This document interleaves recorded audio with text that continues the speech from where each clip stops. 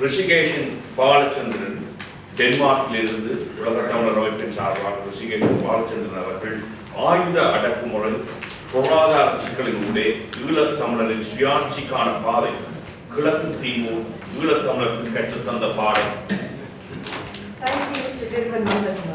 I would like to call upon Mr. Rishigeshan Balachandran, International Diplomatic Council of Commonwealth Denmark, to discuss the militarization, economic struggles, and the path to sovereignty in correlation to the East Timor's independence.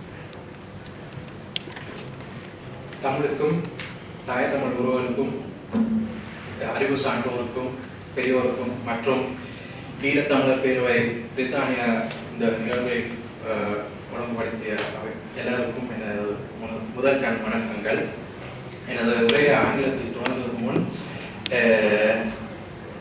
தமிழீழ தேசிய தலைவர் மேதகு வேலுப்பிள்ளை பிரபாகரன் அவர்கள் சொன்ன ஒரு விடயம் இந்த உரையின் சாராம்சத்தை சொல்ல விரும்புகிறேன்.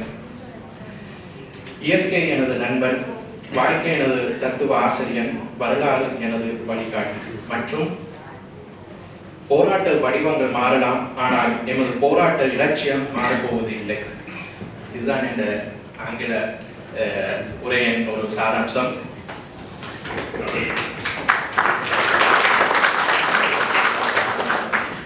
Elam Tamils and the people of East Timor have both faced struggles for self-determination and sovereignty, with varying degrees of success. East Timor gained independence from Indonesia in 2002, while the Elam Tamils continued to seek self-determination. Let me go through the impact of militarization on Sri Lanka's economy, particularly the Tamil homeland, and let us explore the potential role of the Tamil diaspora in assisting the Elam Tamils' pursuit for sovereignty.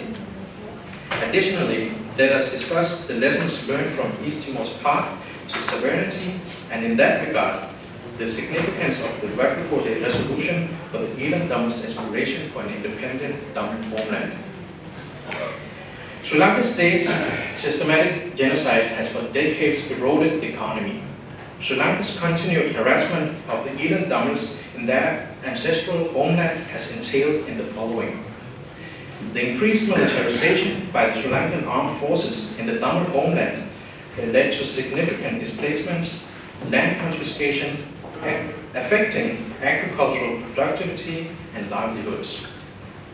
The war and continued militarization discourages tourism in our region, limiting potential revenue and employment opportunities.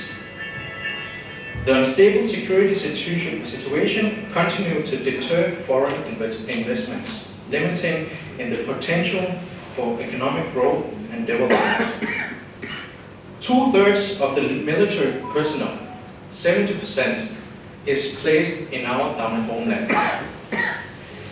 And you have to think about also that it's not only about military camps that are placed in our Tamil homeland. It's also about changing the natural borders. Our demography is changing step by step, and it is a calculated step by the Sri Lankan state. 14 years have passed since May 2009, when countless individuals, including myself, I was 17 years at that time, we took to the streets to demonstrate for the rights of the Tamil people. Our hope was for an international intervention to bring an end to the genocide and establish a humane resolution. Regrettably, the situation did not reach the desired outcome, and the core concerns of the Tamil people remain unresolved. This genocide, spanning several decades, has included widespread forced disappearances, extrajudicial killings, mass displacements, sexual violence, and torture. The reports of sexual violence against Tamil women were reported during the conflict, and this indicating the use of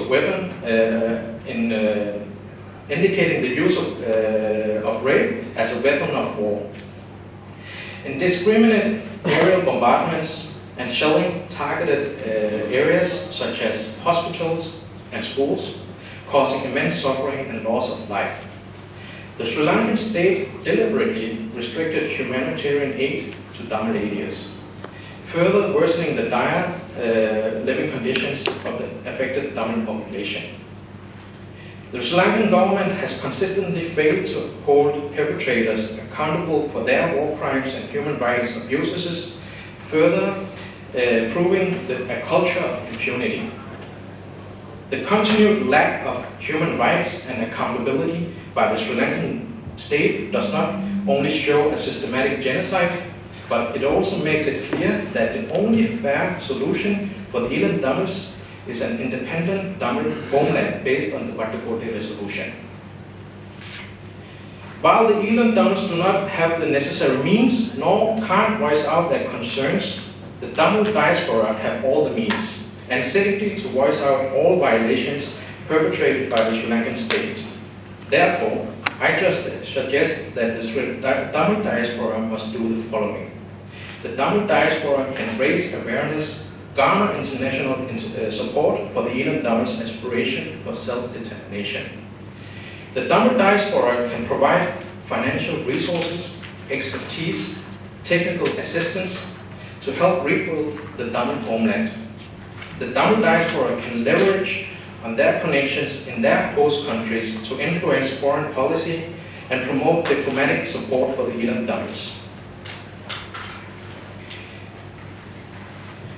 East Timor, colonized by Portugal in the 16th century, remained under its control until 1975. When Portugal began to withdraw, Indonesia invaded and annexed the territory, resulting in a prolonged and bloody struggle for independence. The UN played a crucial role in East Timor's quest for independence. The UN Security Council passed several resolutions condemning Indonesia's invasion and occupation, including resolutions in 1975 and 1976. Under international pressure, Indonesia agreed to allow the East Timorese people to vote on their future. The UN-sponsored referendum held on August 30, 1999, resulted in an overwhelming majority favoring independence. Consequently, East Timor finally gained its sovereignty on May 20, 2002.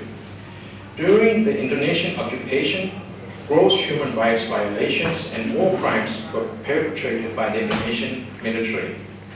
These abuses included forced displacements, torture, rape, extrajudicial killings, which resulted in the deaths of an estimation between 100,000 and 200,000 East Timorese people.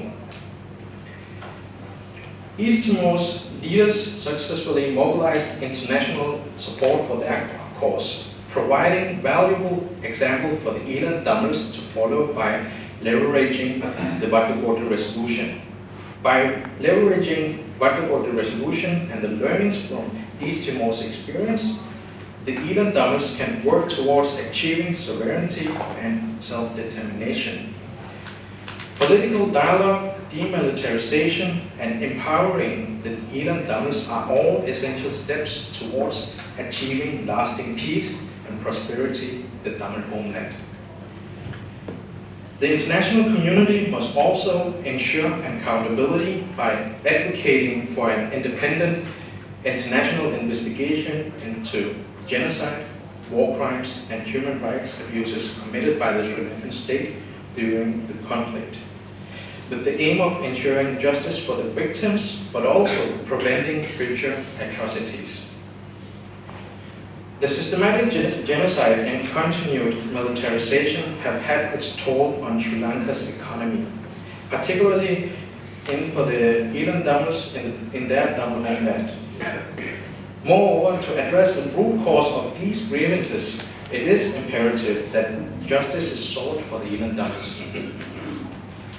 But the continued disregard for basic human rights by the Sri Lankan states makes it clear that the only fair solution for Eland Tamils is an independent Tamil homeland based on the Vatukotte resolution. Ultimately, learning from East Timor's experience and harnessing the power of the Tamil diaspora, provide a roadmap for the Eland Dominions to achieve sovereignty, self-determination by leveraging the Bhakti resolution as a foundation. Lastly, I want to say that our forefathers have laid the path for our sovereignty, and we should just take the small steps to, shall I speak frankly, we should just kick the doors in, the diplomatic doors. Thank you.